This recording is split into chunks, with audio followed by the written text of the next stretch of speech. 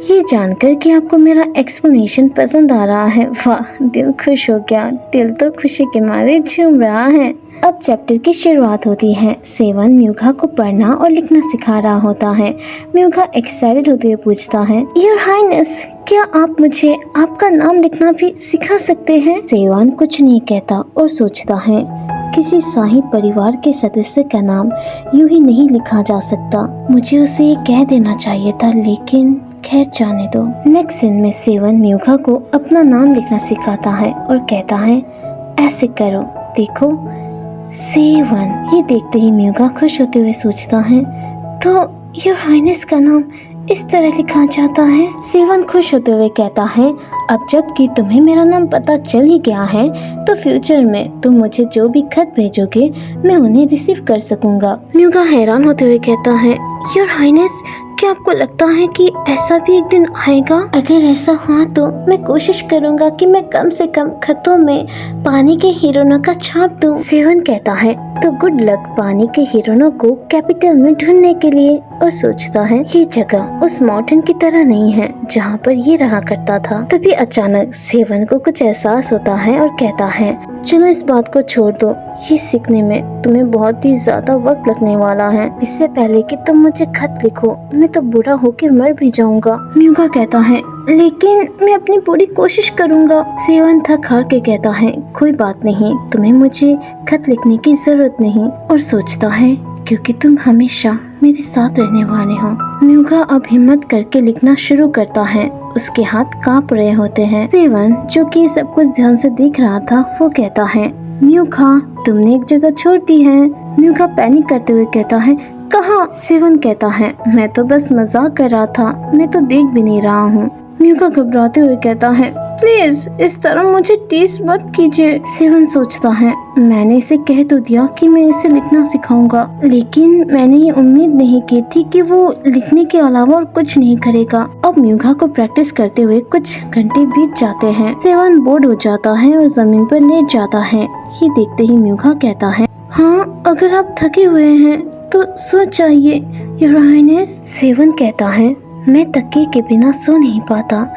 म्यूघा कहता है, तो क्या मैं आपके लिए ला दूं? सेवन कहता है, नहीं, और रोल होकर म्यूघा के पास जाता है और कहता है, तुम्हारी टांगे ही काफी हैं। अब ये देखकर म्यूघा शॉक्ड हो जाता है और घबरा जाता है। सेवन कहता है, मुझे उठा देना जब तुम मेरा नाम 10 बार लिख लो। म्यूघा घबराते हुए पूछता है, क्या ये थोड़ा सा अनकंफर्टेबल नहीं है योर हाइनेस?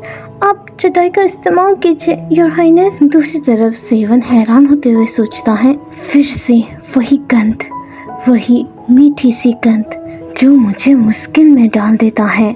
ये सोचते ही अचानक उसकी आंखें खुल जाती हैं। वो नींद से जाग गया था। वो हैरान होते हुए कहता है, हाँ मुझे विश्वास नहीं हो रहा है कि मैं सो गया था। और सोचता है, मुझे याद नहीं है कि लास्ट टाइम मैं इतने मजे से कब सोया था। म्यूघा भी उसी के बगल में सोया हुआ था। ये देखते हुए वो म्यूघा को चेक करते हुए कहता है, अगर ये मुमकिन होता तो मैं सूरज को कभी डूबने ही नहीं देता। और सोचता है, लगता है कि ये बहुत जल्दी ही सो जाता है। क्या इससे भी रात को सोने में मुश्किल होती है? अगर इसके बारे में सोचूं तो ये थोड़ा सा पतला हो गया है। तभी वो गार्ड यानी योंसो को अंदर बुलाता है और कहता है, इसे पकड़ो और बाद में इसे म्यूघा को दे देना। उस पोटली के अंदर 8 के सामान होते हैं। योंसो कहता है, क्या मैं म्यूघा को उठा दूं? सेवन कहता है, कोई जरूरत नहीं है, बेचारे को सोने दो। क्या तुमने इसे कोई शोर करने वाले कमरे में रखा है? ये बहुत ही कमजोर दिख रहा है। योंसो कहता है, नहीं ऐसा कुछ नहीं है, वो तो अच्छे से खा पी रहा है और मजे से रह रहा है। अब सेवन म्यूघा को गोद में उठाता है और सोचता है, वो श्योरली अच्छे से खा पी रहा है, बल्कि उसे तो यहाँ माउंटेन से भी ज्यादा कंफर्टेबल महसूस होना चाहिए। तभी योंसो कहता है, योर हाइनेस मैं इसे ले जाता हूँ।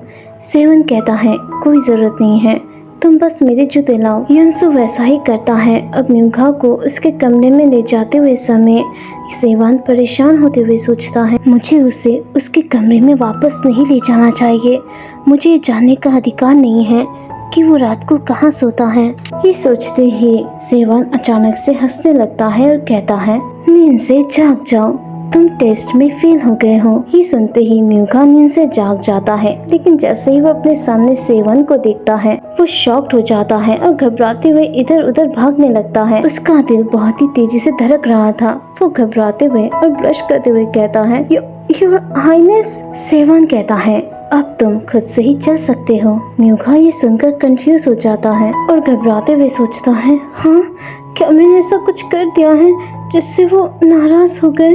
तभी अचानक म्यूका को कुछ हो जाता है और वो लड़खड़ाने लगता है। लकीली यंसु वहीं होता है। वो वरीड होते हुए पूछता है, क्या तुम ठीक हो? क्या तुम बीमार महसूस कर रहे हो? म्यूका कहता है, नहीं, मैं ठीक हूँ, शायद मैं अभी भी नींद में हूँ। यंसु कहता है, ओह, तो ये बात है, तुमने तो मुझे डरा ही दिया था। वैसे ये लो। म्यूका हैरान होते पूछता है, ये क्या है? यंसु कहता है, योर हाइनेस ने ये तुम्हें देने को कहा था, वो जरूर तुम्हें पसंद करते होंगे। और सीरियस होते हुए पूछता है, वैसे जब आज योर हाइनेस सो रहे थे तो उन्होंने क्या अपने शरीर में कोई हलचल की? म्यूका घबराते हुए कहता है, नहीं तो।